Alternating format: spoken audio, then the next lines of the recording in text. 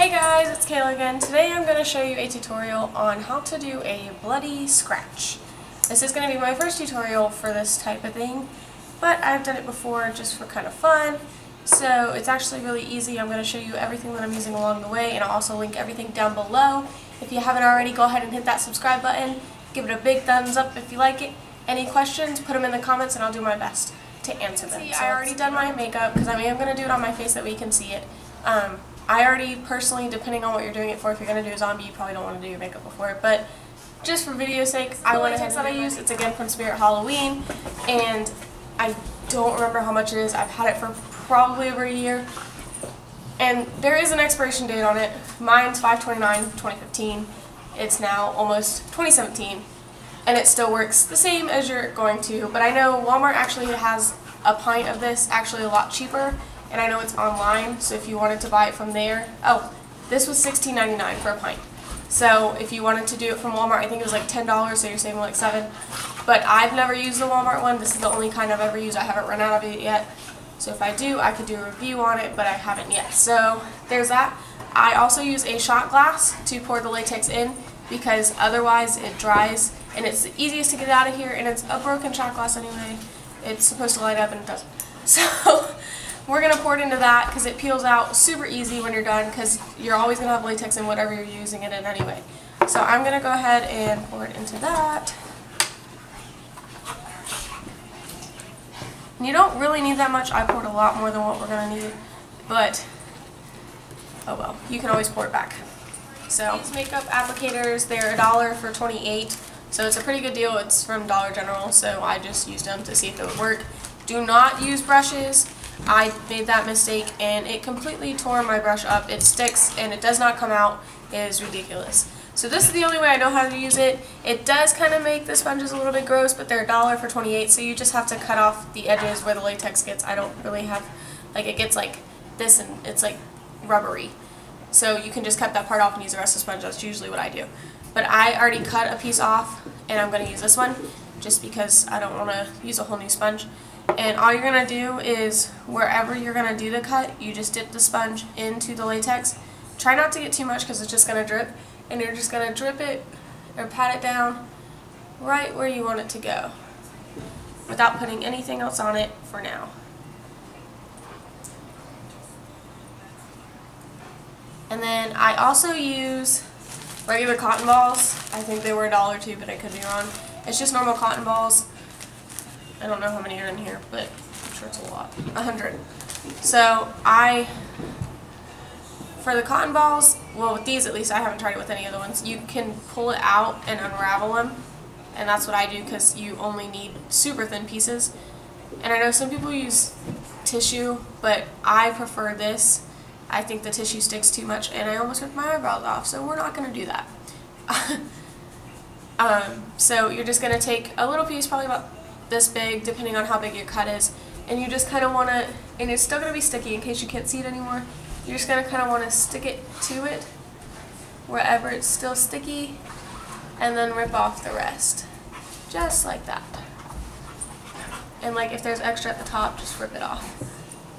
And then you're going to dip your latex again, and you're going to pat it over the cotton. It's best with this if you kind of like move the cotton, or the sponge with the cotton. That way it doesn't stick and it pulls the cotton up and everything else, because then it's a pain. But if you kind of move the cotton up or down with, I keep saying cotton, the sponge up or down with the cotton, see, like I just lost all that. But I'm just going to put it back on. It's not going to stick to the sponge as much. And I'm going to kind of do a thicker scratch. If you guys want to do less than that, that's totally fine. But you're just going to keep applying cotton to it until you think that it looks good to you.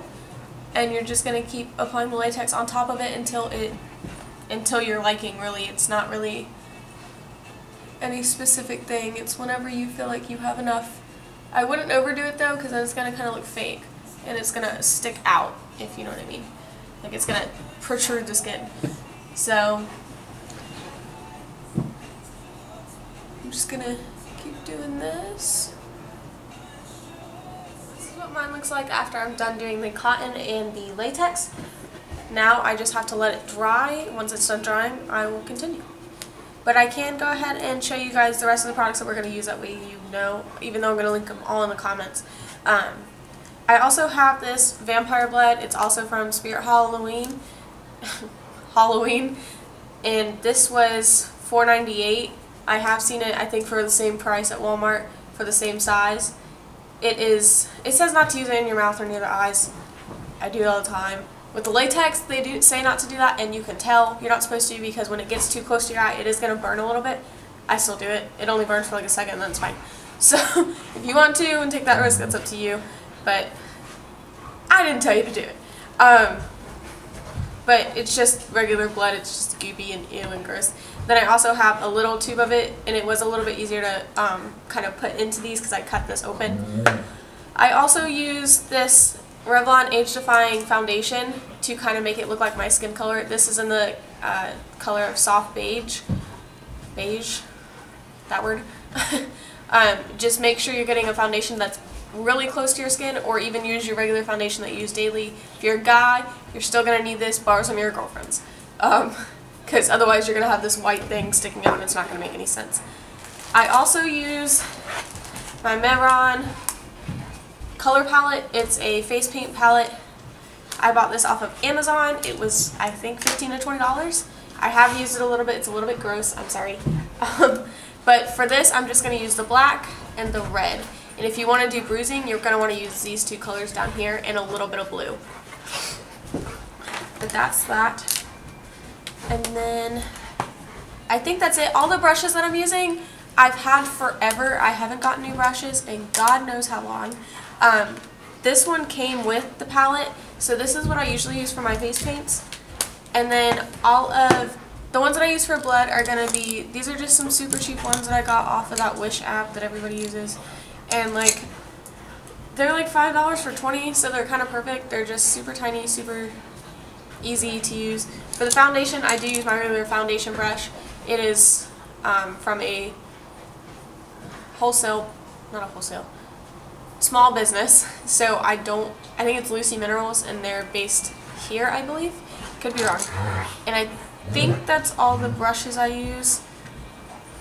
If more, I'll say it as I'm going along. You should be able to pat it down, and it shouldn't move at all. It shouldn't stick to your finger at all. It's just gonna, like, it's gonna stick a little bit, but it's gonna stay on your face or wherever you put it. Then I'm just gonna take these scissors, or I'm sorry, no, I'm not.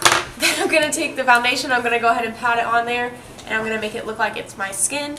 So I forgot about this brush. I do use a full cover concealer brush just because I don't want it all over my face. I already have foundation. I can't talk today, guys. All over my face, so I use my little concealer brush, and it gets it in a little bit better angle. So I just kind of coat it, and it's not perfect, but it doesn't have to be because it's also going to be covered in blood, so never has to be perfect, just to give it a color. It's better than white, right?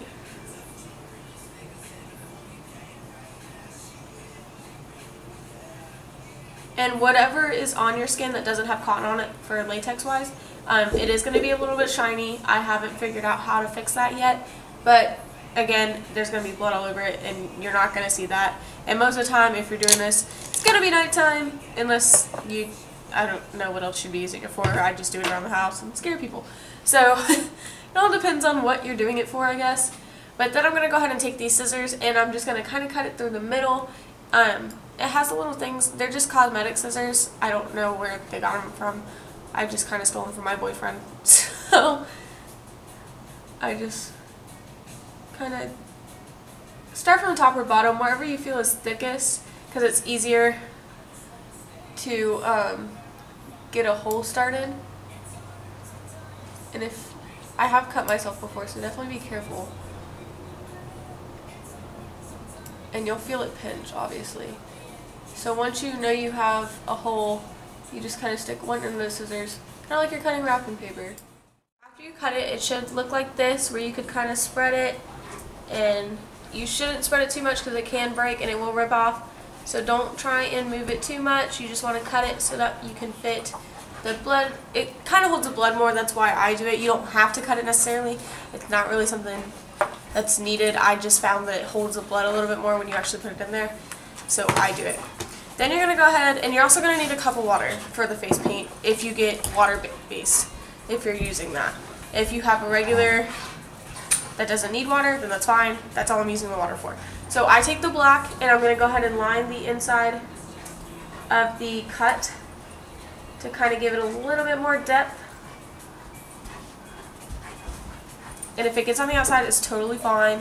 It's not going to affect it, I promise. The more mistakes that are made, to be honest, the better it's going to look at the end. Like, I keep not being able to get through right there for some reason. But just kind of gives it a little bit of dimension. So then you're done with the black. You don't need it anymore. Then you're going to need the red. And those are the only two colors that you're going to need unless you're doing bruising, like I said.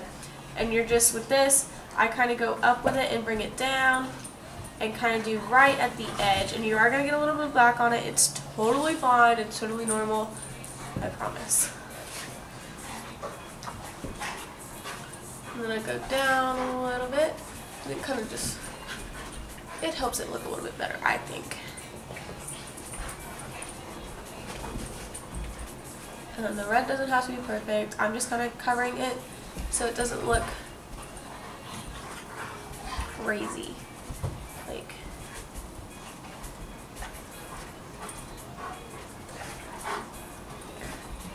you're gonna have, it's a scratch. You're gonna have blood everywhere. So then you're done with the red for the most part. Unless you want to add more, it's totally fine. It's up to you. It's really however you want it to look. But for the first time, if this is your first time doing it, you're probably not going to want to do too much red because I have done that before and it looks cheesy. So now I'm going to go ahead and I use the cap of the blood to pour some in it. That way it's a little bit easier to work with. And for this, you need to be really careful if you're wearing nice clothes like I am right now and you're wanting it to drip. I've gotten it all over clothes. It does come out. It's very easy to come out. Latex does not. If you drip that on your clothes, you're done. Like, it's not going to come out. I've tried. I've washed clothes. It just doesn't come out. So, but I just take my little brush. It's a little oval tip brush. And I kind of like scoop it into the blood. That way it holds a little bit more. And I start at the top, opening it, and kind of drip it in there. Sorry about my dogs. They're being super hyper and playful. And I'm sure you can see them all in the background jumping around and everything. So you just kind of do this until you like it. And if you angle the brush upwards, if you have like a lot on the brush, it kind of helps it drip more. And I feel like that's the effect you'd want if you're having a scratch. You want it to drip down. So that's what I do. Just make sure you have it in the pocket before you actually drip it.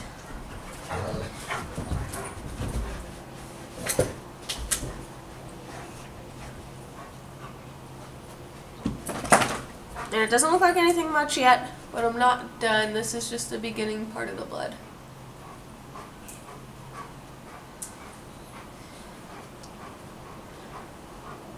I don't really want it on my clothes, even though it comes out, so I'm just kind of holding it. That way it doesn't, just in case. And then I let it at the bottom at the end, because I didn't cut the very bottom. I wanted it to stick to my skin. So I didn't cut it. I wanted it to a little bit drip. So then I'm just going to take a little bit of blood and I'm just going to kind of pot it around in places, like wherever you think it's needed. That way it looks gooey, gooey, gooey, and gross.